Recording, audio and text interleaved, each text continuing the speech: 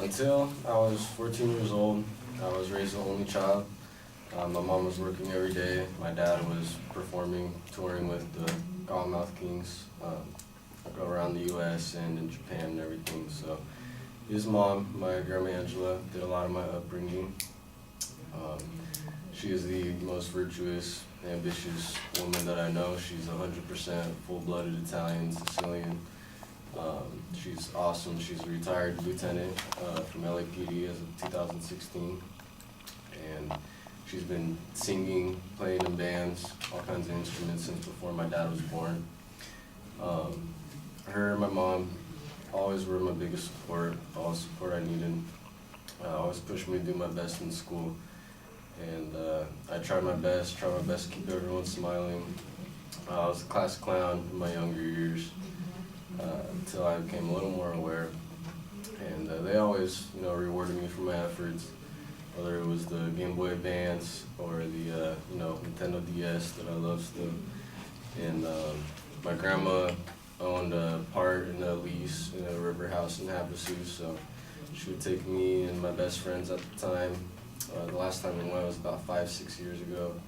I took my cousin, and we'd go and meet her best friend, bandmate. He's got the big old 40-foot Nordic blazing red boat with orange flames on the front. It was on the front of the boating magazine 7-8 years ago. And we'd meet them. He's got all the toys. We'd go out as early as possible. We'd be there for about a week or so. We'd go skiing, wakeboarding. My favorite was the kneeboarding. I'd compete with his daughter, Holly, who could do the most 360s in a row. It's where you're like kneeboarding and you're going 50, 60 miles an hour. You gotta wrap around and sling all the way around. And I got like over 50 360s in a row, something like that, believe it or not. And his daughter topped me by like 30 more after that, believe it or not. We were on the water spinning all day long. Thousands of 360s all over the lake. It was awesome. And after a good day like that, we go into the harbor, the marina cantina, play some video games, eat some food, go back out on the water, about another hour or two, play with some more toys, we do all the tubing, all that good stuff, and go find the cove where everybody was jumping off the cliffs, and there was like the 15, 20-foot cliff that everybody was jumping off of, the other 35-foot, 40-foot cliff everybody's doing their flips off of and everything, and the other cliffs with the crosses on them, nobody went near.